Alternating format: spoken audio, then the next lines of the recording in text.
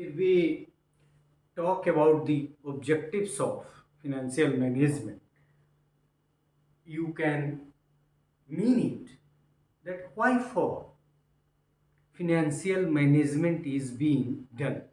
What will happen if it is not being done? जैसे आप जानते हैं हर चीज़ का ऑब्जेक्टिव है और ख़ास के हम एजुकेशन वाले लोग तो ऑब्जेक्टिव्स से दिन रात खेलते हैं. Behavioural objectives, instructional objectives, writing objectives in behavioral terms and like that. So you understand the meaning of objective. मतलब क्यों financial management? The financial management is generally concerned with procurement, fund का raise करना, allocation फिर बांटना किसको कितना, जैसे हमने वहाँ बात की unit wise, and control of financial resources of a concern. मतलब जब पैसा आता है तो पहला काम तो यही है ऑब्जेक्टिव की पैसा लाना, दूसरा कि उस पैसे को बंटवारा ठीक से करना सबको यूनिट में, और फिर उसका खर्च सही ढंग से हो जाए उसमें कंट्रोल रखना. So the financial management is generally concern with procurement, allocation and control of financial resources of a concern, of an institution, of an organization. Following are some objectives of financial management as to ensure regular and adequate supply. Regular and adequate supply. जैसा कि हमने अभी आपको कहा, यदि time बढ़ गया तो बजट भाग जाएगा और फिर जो पैसा आपको मिला है वो कम हो जाएगा. So supply of funds of the concern, it is one of the objective of financial management, that is to ensure regular, लगातार, यानी कि रुक रुक के, ensure adequate supply of the funds ताकि काम नहीं रुके, to ensure adequate returns, adequate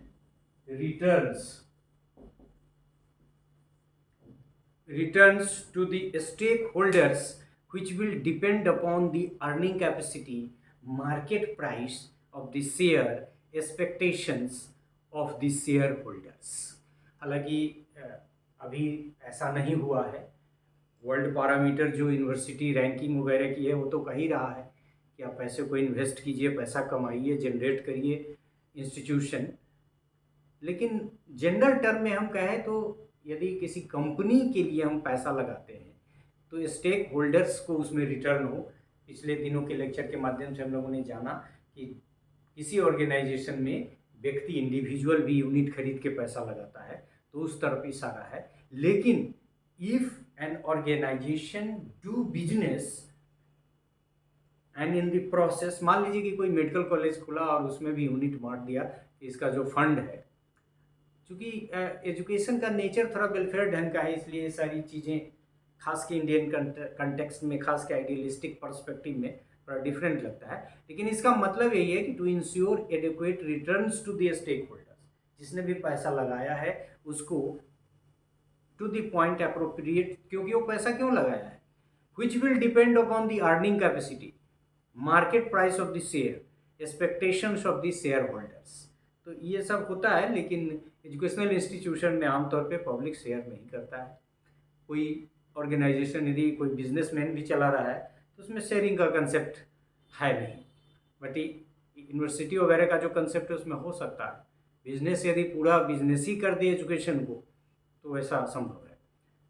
next, to ensure optimum and efficient fund utilisation.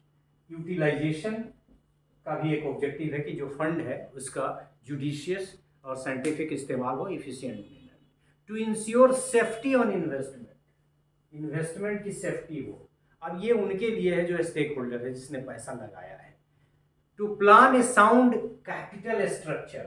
Capital structure का मतलब है कि आपका पैसा जो हो उसकी आमद हो और उसको ठीक से डिस्ट्रीब्यूट करें.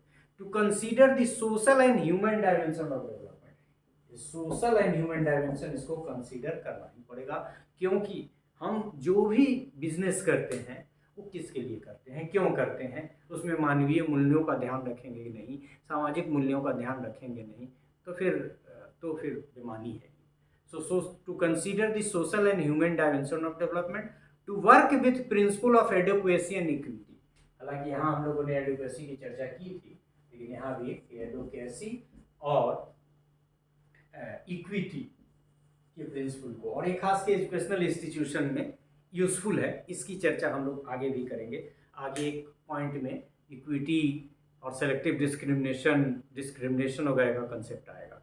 सो in this part we discussed that as a concept financial management has its definite objectives and what are those. एक तो है कि ये तो सप्लाई, कहाँ से फंड आएगा, और फिर रेगुलर जब भी कोई फंडिंग आप कर रहे हैं तो पैसा आ चुका है गवर्नमेंट प्रोक्योरमेंट के बाद, तो उसका सप्लाई रेगुलर होना चाहिए। रिटर्न्स के बारे में तो स्टेक होल्डर, शेयर होल्डर यदि होगा तो उसके बारे में है, लेकिन ये जो आपका सोशल एंड ह्यूमन डायमेंशन जो है, और फिर एडिक्वेसी और इक्विटी का जो एस्पेक्ट है, these are very important objectives of financial management.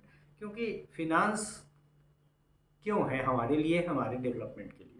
So this is all about this part of the lecture in which we discussed about the objectives of financial management.